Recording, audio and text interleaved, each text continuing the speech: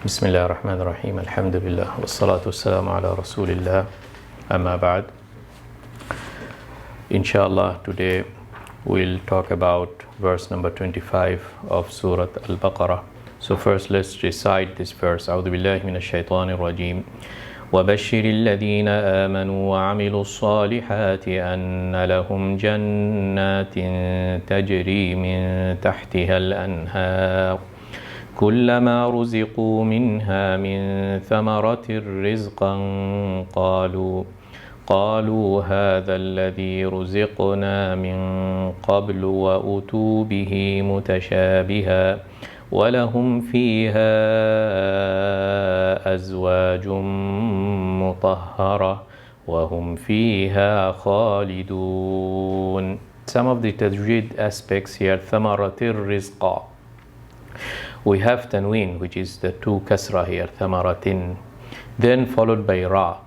So when there is a tanween followed by ra, it is called idgham bighayri gunna. So it will be idgham, meaning that we remove the noon of the tanween. Thamaratin, this noon will remove it and combine it with the ra. Thamaratir.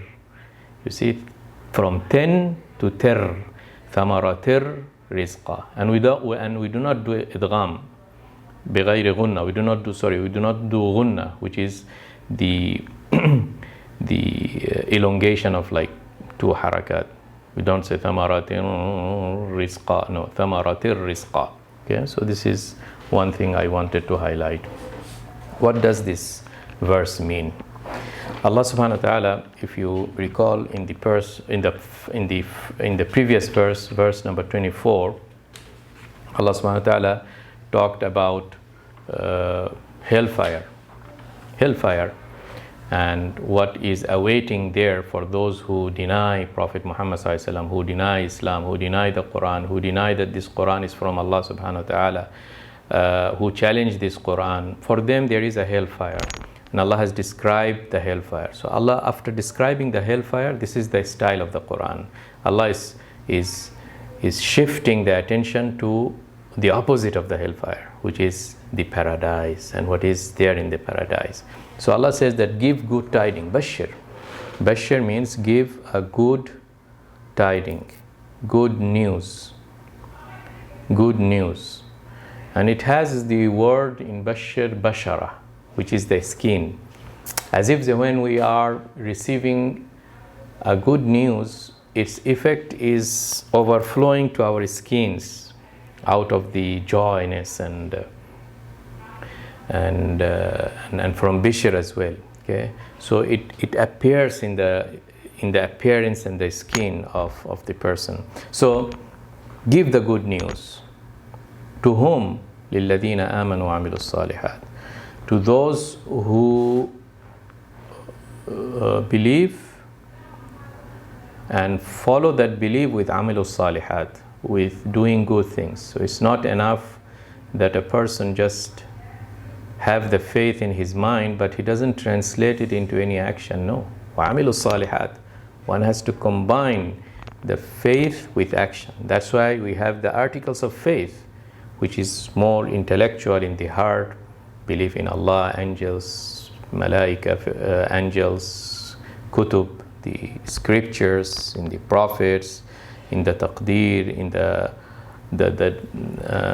hereafter, all these 6 pillars of Iman. But that is not enough if we don't translate into the 5 pillars of Islam, which initiates praying, zakah, fasting, going for Hajj, and all the other articles of or the practices of Islam. وَعَمِلُوا الصَّالِحَاتِ. So if a person has aman wa amilus salihat, what is the good news for them? أَنَّ لَهُمْ جَنَّاتٍ. They have gardens. Jannah is the singular and the Jannat is the plural. Not only one garden, gardens. And this is an amazing garden. It's almost like a fairy land in our fables and stories. تَجْرِي مِن تَحْتِهَا الْأَنْهَارُ. Under which rivers flow. The rivers flow from beneath the Jannah. تَجْرِي مِن تَحْتِهَا الْأَنْهَارُ. Even it is mentioned that there is no track. Usually in the river, when it flows in our dunya, in the rivers that we know in this world, it has its track, but there it just flows without any particular track or a deep road that leads the water to its track. And that is the Jannah. Usually in the Jannah, Allah subhanahu wa ta'ala is using linguistic vocabulary that we know in our dunya in order to approximate what is awaiting in the akhirah, but what is there in the akhirah is unseen. The only commonality is the vocabulary or the term that use.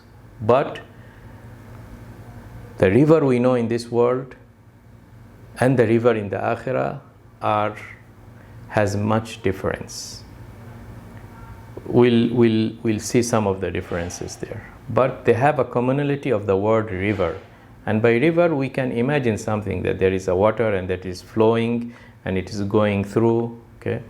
But other than that, Allah subhanahu wa ta'ala has prepared in Jannah for His believing servants ma la aynun ra'at, things that eyes has never seen, wala udhunun sami'at, things that the ear has never heard of, wala khatara ala qalbi bashar.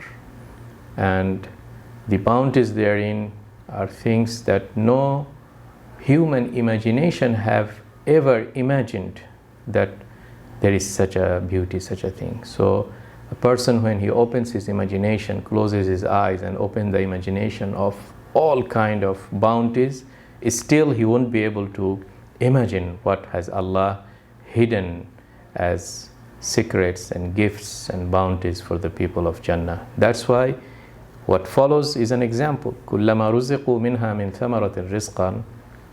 Whenever those people of Jannah, they are given, provided thamara, means a fruit, as a provision, قَالُوا هَذَا الَّذِي رُزِقْنَا مِنْ قَبْلِ. They will say that this is what we were given before.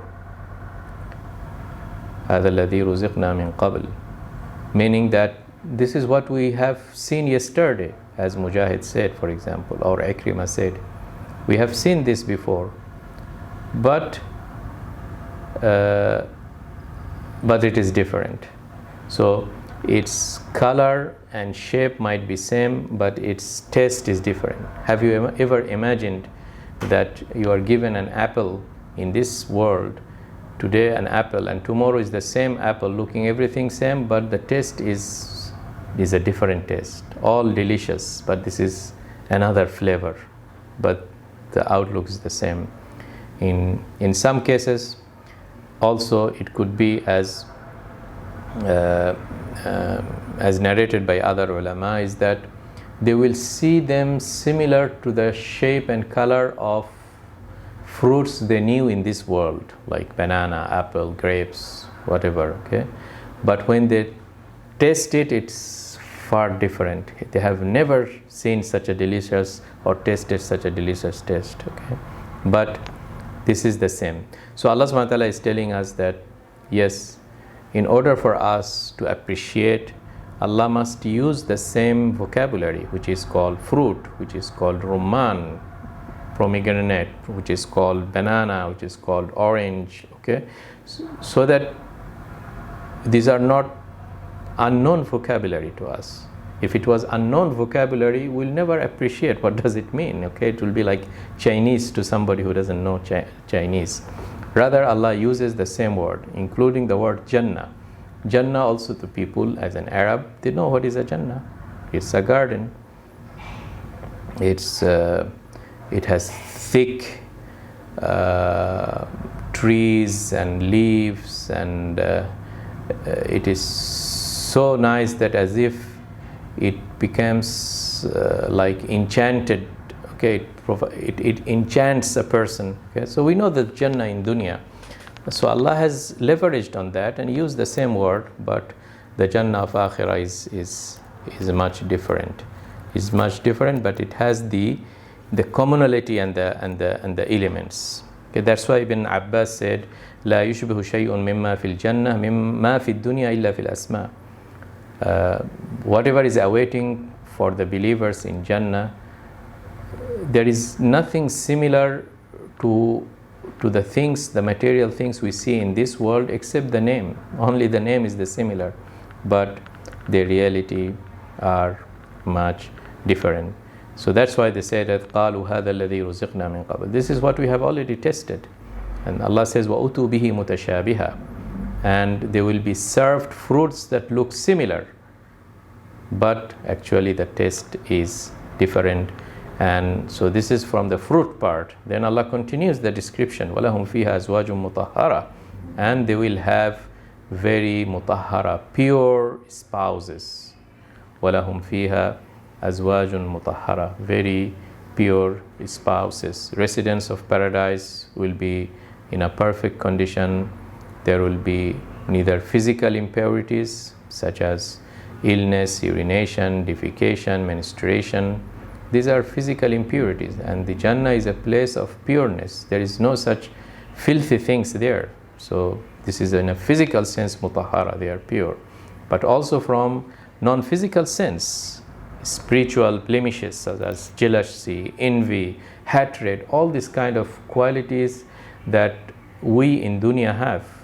If a person has a wife, in the husband-wife interaction, almost every day we suffer from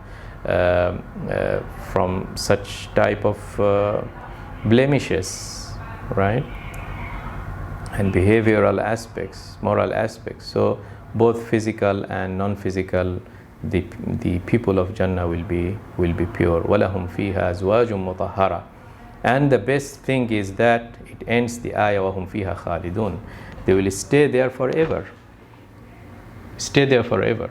In this dunya, we sometimes spend lots of money in the summer and go for a dream holiday in Hawaii or on a beach or a tropical island or this and that. But the moment we stay there and enjoy, immediately we start to feel sad that we'll have to leave after 2 days, after 3 days, after 1 month. You don't stay in vacation over 1 month, for example, right? So you are not khalidun, you are not staying there forever. But here Allah subhanahu wa ta'ala gives that, okay, this type of amazing bounties is a holiday forever. It's not the case that person will leave.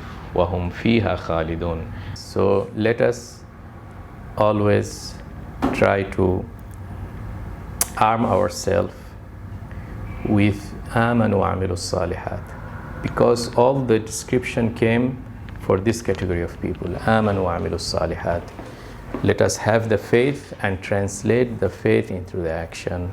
If we have that, inshallah, we'll enjoy all these promises that Allah subhanahu wa ta'ala is giving us in these verses. May Allah give us tawfiq and hidayah. Wassalamu alaikum wa rahmatullahi wa barakatuhu.